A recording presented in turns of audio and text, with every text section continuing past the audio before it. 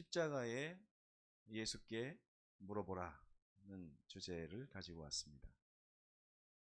잘 보이십니까? 이 누가복음 23장에 나오는 장면이죠. 제가 아주 제일 좋아하는 장면이고, 여기에서 이 강도가 예수님에게 물어봤어요.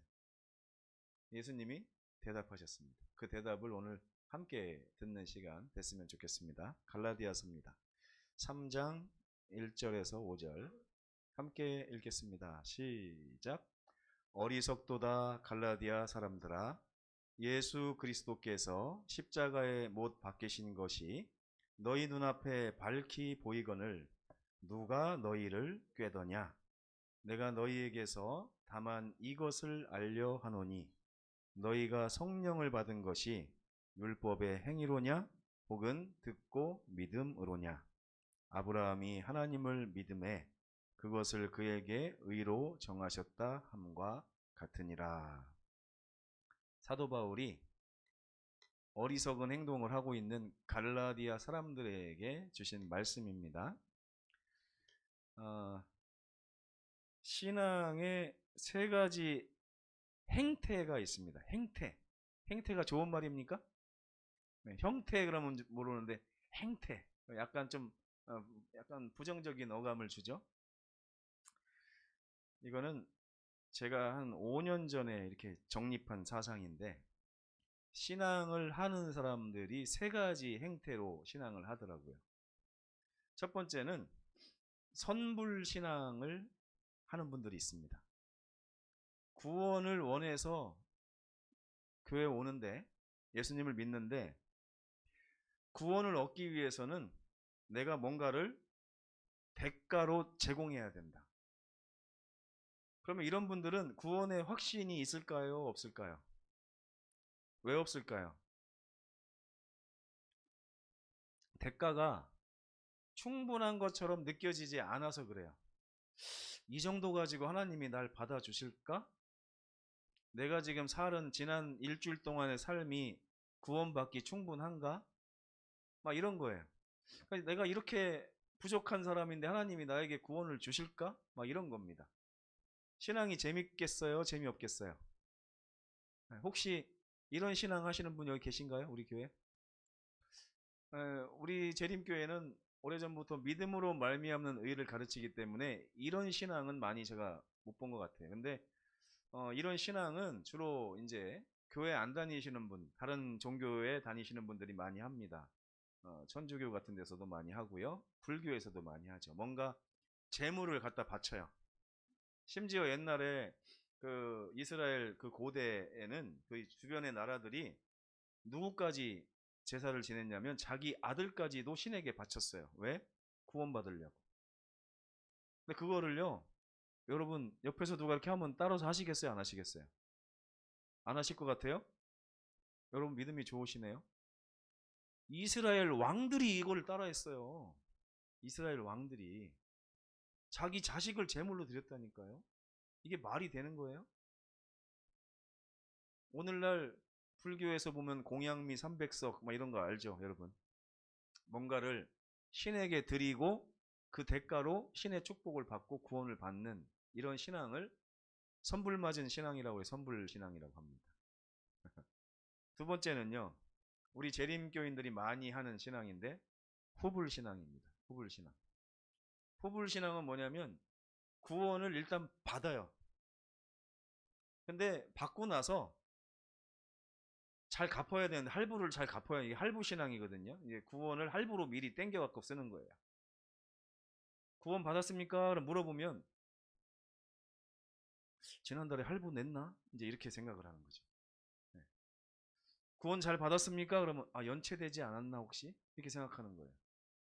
그러니까 이런 분들은 구원 받았냐고 물어보면 자꾸 뭘 생각하냐면 내 행위가 하나님이 보시기에 하나님 자녀로서 부족함이 없는가, 이걸 자꾸 생각을 해요. 우리 재림신앙을 하시는 분들이 믿음으로 말미암는 의를 들었기 때문에 당신 구원 받았습니까? 그럼 다 아멘은 합니다.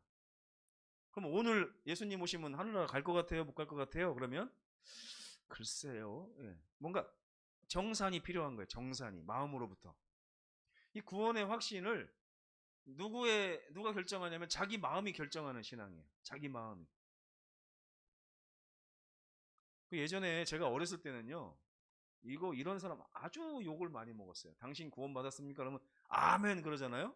그럼 옆에서 다른 집사님들이 쳐다보면서 이래. 아이고, 내가 지난주에도 호박 몇 개 훔쳐간 거 아는데 지가 무슨 구원을 받았어? 이래요.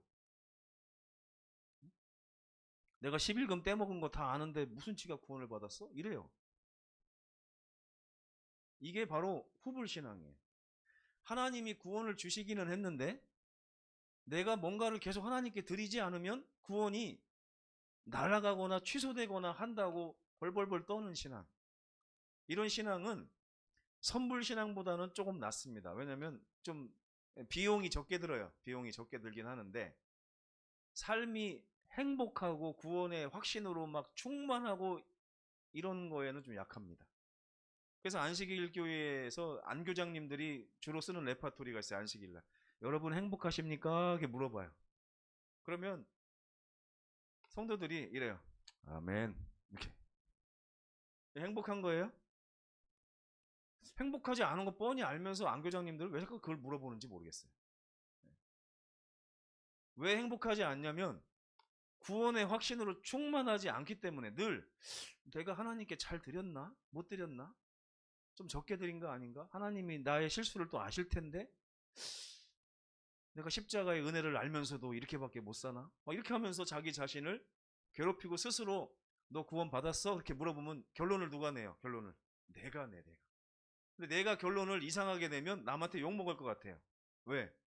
내 죄를 우리 집사람이 뻔히 아는데 제가 그래도 명색이 담임 목사 아닙니까? 근데 여러분은 어떨지 모르지만 저희 집사람 김은영 사모는 저에게 있어서 가장 큰 적군이에요. 네. 제가 설교할 때서 항상 눈치를 봅니다. 이렇게 집사람 눈치. 집에 가서 비난 안 받으려고. 네? 어제 장례식이 좀 터졌어요. 저희 고모부가 돌아가셔가지고 거기를 갔다 오려고 막 전화를 하는데 저희 집사람이 옆에서 자꾸만 이렇게 훈수를 두는 거예요. 내일 금요일인데 뭐 그때까지 있으면 어떻게 뭐 진천까지 갔다가 대전 갔다 오면 너 뭔데 어떻게 막 이렇게 얘기를 해요. 그래서 옆에서 제가 갑자기 짜증이 나서 화를 확 냈어요. 왜 전화는 자꾸 껴드냐고. 그랬더니 1초도 안 걸리대요. 사람이 돌아서는데 1초도 안 걸려요. 벌써 막 화가 잔뜩 났더라고요. 그래가지고 그 다음날 이렇게 운전을 하면서 비가 잔뜩 오는데 대전을 막 가는데 하나님의 성령이 제 마음속에 이렇게 말씀해요. 너 그래서 내일 설교할 수 있겠냐? 그러는 거예요. 그래서 제가 알겠습니다 하나님. 그런 다음에 장례식장 가갖고 밥을 먹다 말고 갑자기 문자를 보냈어요. 우리 예쁜이 미안해, 내가 잘못했어, 용서해줘, 사랑해, 이렇게 해서 보냈어요. 저도 이렇게 삽니다 여러분. 네. 오늘 이렇게 행복한 모습으로 제가 설교할 수 있는 것도 하나님의 은혜죠. 그 참 말도 안 되는 우스꽝스러운 문자가 우리 관계를 다시 회복시켜 줬어요. 전화해가지고 제가 여보 문자를 보냈는데 왜 답장이 없어? 그러니까 에이그 제대로 된 것도 보내지도 않았으면서 막 이러더라고. 아무튼 그렇게 해가지고 풀어줬어요. 네. 부러우십니까 여러분? 네. 근데 또 한 가지 행태는 뭐냐? 완불신앙이에요. 완불신앙. 구원을 하나님께 선물로 받았어요. 이 구원이 흔들려요? 안 흔들려요? 안 흔들려요. 이 구원을 결정하시는 분이 누구예요? 나예요? 아니에요. 하나님이세요. 그쵸? 그렇기 때문에 우리는 나의 구원에 대해서 확신을 가지려면 내 스스로에게 물어보지 말고 자꾸 누구에게 물어봐야 돼요? 나에게 구원을 주시는 하나님께, 예수님께 물어봐야 돼요. 이해가 되셨나요? 자, 여러분, 제가 태어나서 신앙을 하면서 좀 억울한 게 있었어요. 창세기를 읽는데 2장까지는 좋았거든요. 3장을 딱 읽는데 화딱지가 탁 나가 성경 확 집어던졌어요. 이 아담이 말이야, 우리 조상이 선악과만 안 따먹었어도 내가 지금 얼마나 행복하게 죽음 걱정 안 하고 살 수 있었을까. 억울하더라고요. 나중에 하늘나라 가면 뭐 키가 한 6m 된다고 그래가지고 손이 닿을지는 모르겠지만 뺨때기를 한번 이렇게 때리고 싶어요. 당신 때문에 얼마나 우리 백성들이 자손들이 고생했는지 아냐. 아마 아담이 1000년 동안 백성들 찾아다니면서 사과를 하지 않을까 싶어요. 예. 근데 성경에 보니까 내가 이렇게 죄인으로 태어난 게 누구 책임이라고 그래요? 아담 책임이. 내 책임이 아니라 아담 책임. 근데 아담도 아담 책임이에요, 아니에요? 뱀이 유혹해갖고 그런 거예요, 뱀이. 그러니까 우리는 뱀에게 물려가지고 이렇게 된 억울한 존재들이에요. 억울한 존재들. 이게 성경을 읽으면서 깨달아야 될 진리 가운데 정말 중요한 진리가 뭐냐면, 나 정말 억울하다. 이렇게 요 모양 요 꼴로 살다가 100년도 못 살고 죽는 거 억울하다. 맨날 풍성하게 먹지도 못하고 돈 월급 쪼개가지고 간신히 먹고 사는 거 억울하다. 원래 이렇게 살 사람이 아닌데 정말 억울하다. 이 마음을 가져야 돼요. 로마서 5장 19절 함께 읽겠습니다. 시작. 한 사람이 순종하지 아니하므로 많은 사람이 죄인 될 것 같이 한 사람이 순종하심으로 많은 사람이 의인이 되리라. 가만히 이 말씀 읽어보세요. 우리가 죄인 된 거 누구 때문이에요? 한 사람. 그렇죠? 이미 우리가 어떻게 바꿀 수 있나요? 죄인 된 거? 못 바꾸죠. 결정 나버린 거예요. 그 다음에 한 사람이 순종하심으로 우리 많은 사람이 의인이 됐는데 이것도 우리가 바꿀 수 있어요? 없어요? 결정 난 거죠. 성경은 이미 결정 났다고 얘기를 하고 있습니다.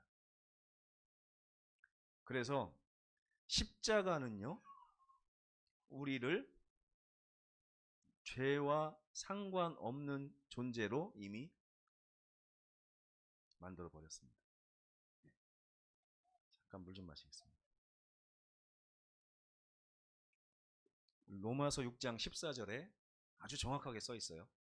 한번 크게 읽어보겠습니다. 시작.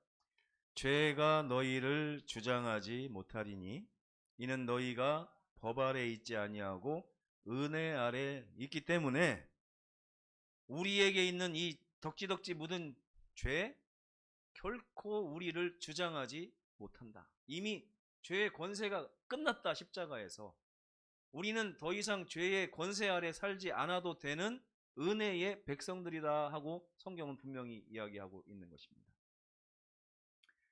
민수기 21장의 사건을 한번 떠올려 보세요. 민수기 21장에는 불뱀에 물린 이스라엘 백성들이 나옵니다. 완벽한 구원의 비유예요. 여기 보면 모세가 놋뱀을 만들어 장대 위에 다니 뱀에게 물린 자가 놋뱀을 쳐다본즉 모두 살더라. 이런 말씀이 있어요. 여기서 이 사건이 주는 팩트 3가지를 한번 찾아보겠습니다. 첫째, 뱀에게 물렸어요. 그렇죠? 이스라엘 백성들이 지금 죽게 된 거는 죄송합니다. 뱀에게 물린 거예요.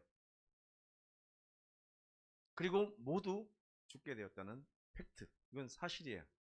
뱀에게 물린 자는 모두 죽을 수밖에 없어요. 우리 지금 물려있는 상태에 모두 죽을 수밖에 없는 상태라는 거예요. 두 번째, 하나님께서 장대 위에다가 뱀에게 물린 윤식군을 달았어요? 아니면 윤식군을 문 뱀을 달았어요?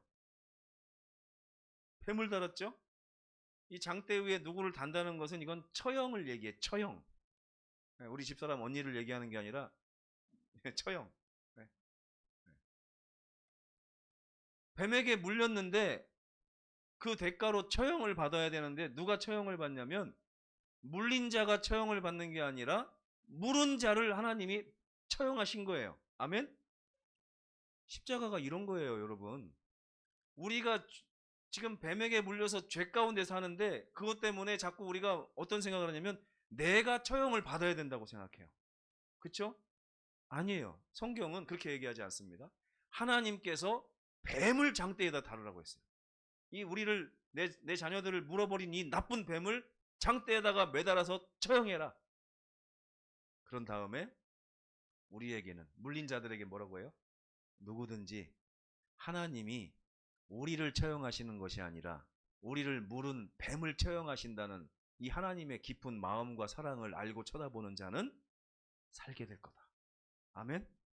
이게 구원입니다, 여러분. 이게 구원이에요.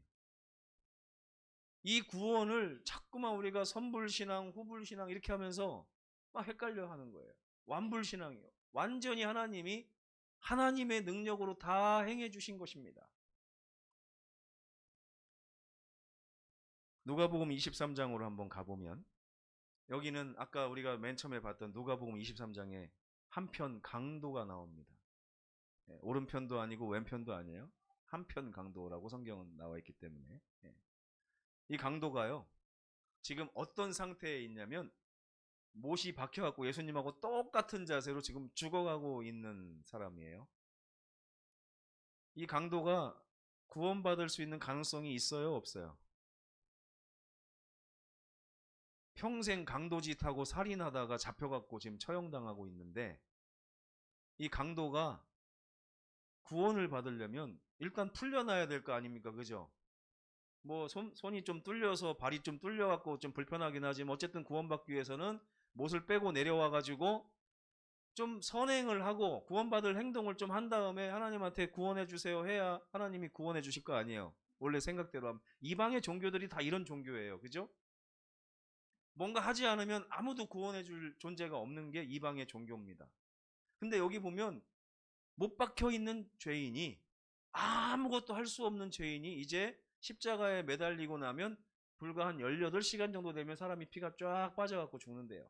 그 고통을 18시간 동안 당하는 것인데 생명이 18시간밖에 안 남은 사람이 아무것도 할 수 없는 그 상태에서 운이 좋게도 바로 옆에 전혀 죄가 없는 한 분이 돌아가시는 장면을 보게 된 거예요.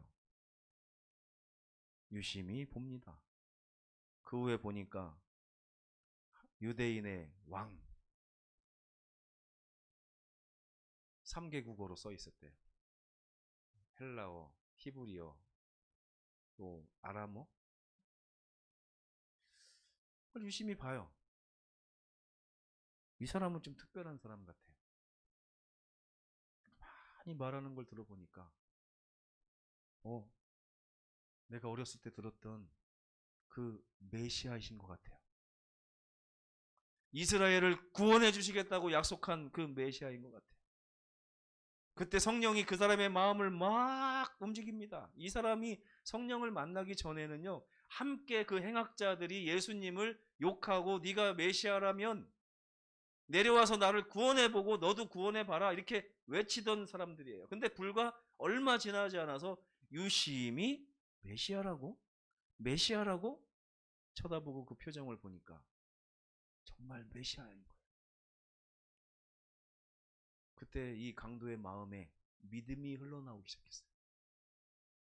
나는 지금 아무것도 할 수가 없는 상태지만 이분이 지금 죄 없이 돌아가시는 것은 어렸을 때 아버지랑 같이 성소에 성전에다가 양을 끌고 가가지고 아버지가 나의 죄를 위해서 그 양의 목을 착 갈라가지고 피를 줄줄줄 흘리게 하고 그 피를 갖다가 제단에다 뿌리고 성소에 제사장이 갖고 뿌리는 장면들이 막 생각나면서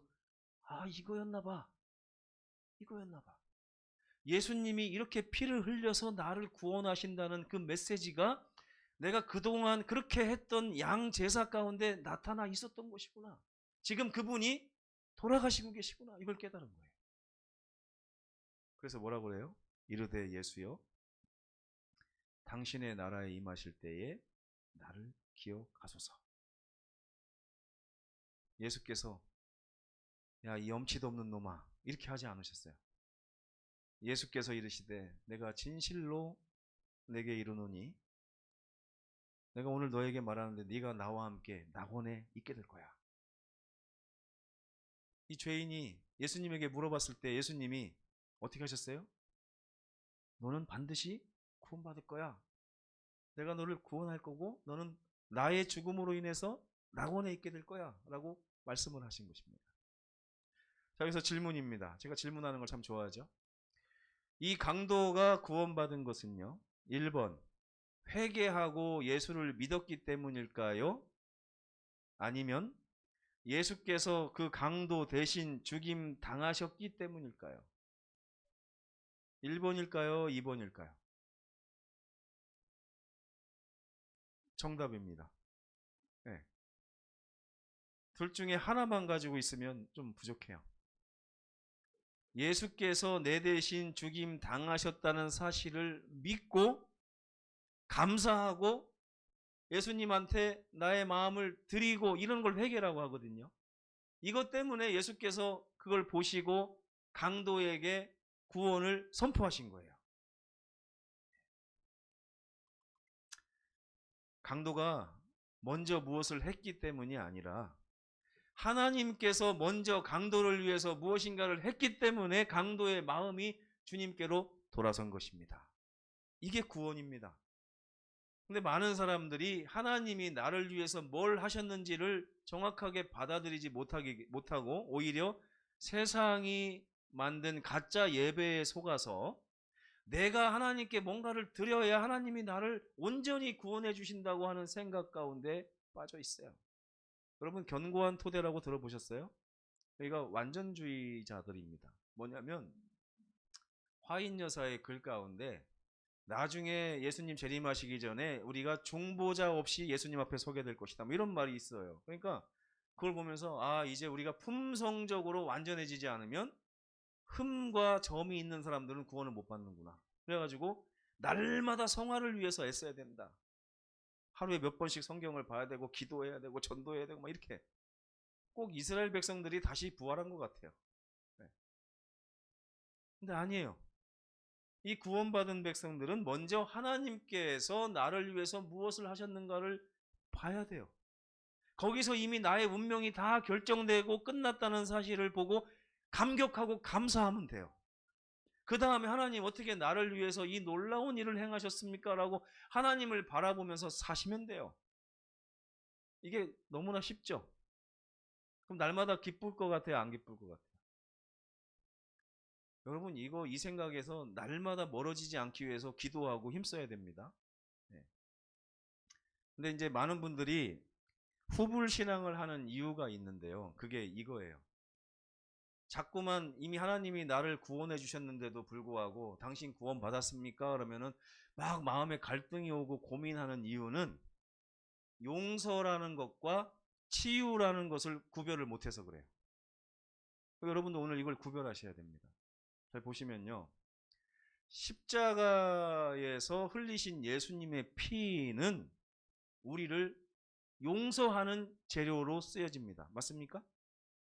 그래서 우리가 죄인일지라도 십자가의 피를 나에게 바르면 내 죄 대신에 예수님이 돌아가신 것이 인정이 돼서 나는 구원을 얻는 거예요. 이건 이미 끝난 거예요. 이미 2000년 전에 십자가에서 예수님이 돌아가셨고 여러분은 이미 침례받는 순간 다 바르셨어요. 피를. 맞죠? 그런데 우리가 여전히 우리 삶에 죄가 있습니까? 없습니까? 있죠. 근데 그 우리 삶에 남아있는 죄 때문에 십자가에서 흘리신 예수님의 보혈로 인해서 찾아온 용서가 제거될까요? 안 될까요? 네? 취소될까요? 어떻게 생각하세요? 나에게 여전히 남아있는 죄 때문에 십자가에서 이미 주신 하나님의 용서가 취소돼요? 안 돼요? 안 됩니다. 안 돼요. 이렇게 말하면 또 어떤 분이 이렇게 말하면 아 그럼 목사님 죄 저도 구원 받습니까? 이렇게 얘기해요. 그죠? 여러분 어떻게 생각하세요? 죄를 저도 구원 받습니까? 이거 봐요. 대답을 못 하시잖아요. 못 받습니까? 헷갈려 죽겠죠? 네. 우리가 십자가의 용서를 받아도요. 옛날에 이런 얘기 있잖아요. 늑대소년 이야기 들어보셨죠? 늑대소년. 제가 이 얘기를 아주 자주 합니다. 왜냐하면 저는 예화가 별로 없어요. 그래가지고 예화를 맨날 반복해서 씁니다. 우리 집사람한테 맨날 혼나요. 예화 좀 어디 가서 좀 공부해 오라고. 근데 저는 예화가 별로 없어요. 왜냐하면 못 찾아서 그런 게 아니라 이것보다 더 잘 설명할 예화를 못 찾겠어요. 늑대소년이 아버지를 잃어버리고 혼자 산에서 살다가 네 발로 기어다니고 음식을 손으로 먹고 막 했는데 나중에 아버지가 늑대소년을 찾은 거예요. 찾아가지고 너는 내 아들이야 해서 집으로 데리고 갔어요. 그럼 아들이 이제 아버지를 찾았으니까 얼마나 좋아요. 아버지하고 했는데 그 집에 살려고 보니까 음식을 주니까 숟가락 젓가락을 사용할 생각 안 하고 자꾸 뭘 사용해요? 손으로 막 집어먹고, 엄마 아버지는 두 발로 걸어 다니는데 지는 자꾸만 네 발로 걸어 다니고, 말을 아야 어여 막 가르쳐 주는데 자꾸만 우막 이러고. 근데 이 아들이 집에 들어왔으니까 구원 받은 거예요, 안 받은 거예요? 받은 거잖아요. 그때부터 아버지는 그 아들을 용서해서 집으로 받아들인 다음부터는 아들이 해결해야 될 문제가 있습니까? 아니면 아버지가 해결해야 될 문제가 있습니까? 아버지가 뭐 해야 돼요? 인간답게 살게 가르쳐야 될 거 아니에요. 그죠? 인간답게. 이거를 치유라고 합니다. 치유. 이해가 되세요, 여러분? 그러니까요, 예수님이 첫 번째 우리에게 십자가의 보혈을 통해서 용서를 베푸신 다음에 두 번째 하시는 게 뭐냐면, 사도행전에 보면 내가 성령을 선물로 주겠다고 그랬어요. 성령을 선물로 주겠다. 왜 성령을 선물로 줄까요? 우리로 하여금, 아직도 죄에 물들어 있는 우리로 하여금 하나님의 자녀로 살 수 있게끔 가르치시고 도와주시기 위해서 성령을 주시는 거예요. 근데 어떤 분들은 침례 받고 나서 성령을 안 구해요. 그럼 어떻게 될까요? 계속 우 하고 사는 거예요. 계속 네 발로 다니는 거예요. 아버지의 집에 들어와서 10년이 지나도 여전히 손으로 주워 먹는 거예요. 교회 다닌 지 40년이 지나도 여전히 죄의 습관들이 고쳐지지 않은 거예요. 근데 이것이 다시 우리의 구원을 뺏어갈 수 있느냐? 뺏어갈 수도 있습니다. 어떻게 해요? 나 아버지 집에 적응 못해서 못 살겠습니다. 이렇게 하면, 그러니까 구원을 뺏어가는 거는 하나님이에요? 아니면 나예요? 잘 구별하셔야 돼요. 첫 번째, 죄의 용서를 주시는 분은 내가 아니라 하나님. 죄의 확신을 주시는 분도 내가 아니라 하나님. 그런 다음에 나의 망가진 일그러진 삶의 행태들을 고쳐주시는 분도 하나님. 그러나 아버지 집에서 적응 안 돼서 못 살겠습니다 하고 나가는 거는 내 선택입니다. 여러분, 그래서 침례 받고 나면 성령을 선물로 주시겠다는 주님의 말씀을 듣고 저 아버지 집에서 숟가락질 배우고 싶어요. 저 아버지 집에서 두 발로 걷는 아들 되고 싶어요. 이발도 하고 세수도 하고 몸단장도 해서 좀 말끔한 사람 되고 싶어요. 성령님 도와주세요.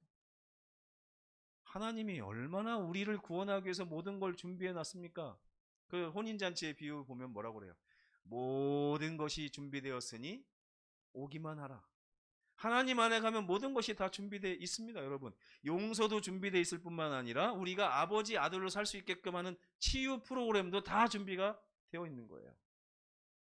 사단이 이거를 헷갈리게 해가지고요, 아직 치유받지 못한 우리에게 아버지의 용서가 떠나가는 것처럼 속입니다. 그러다 보니까 우리가 구원의 확신이 없어요. 근데 이 확신은 누구에게 물어보라고요? 십자가에 예수님께 물어보면 돼요. 이거는 우리가 고민할 문제가 아닙니다. 예수님, 저 구원해 주신 거 맞죠? 예수님 뭐라고 그래요? 내가 오늘 나와 함께 낙원에 있게 될 것이다. 아멘? 여전히 저에겐 죄가 있어요. 그러니까 요한일서에 보면 만일 누가 죄를 범하거든 우리에게는 우리를 너무 사랑하시는 대제사장이 계시니, 얼마나 좋아요, 그죠?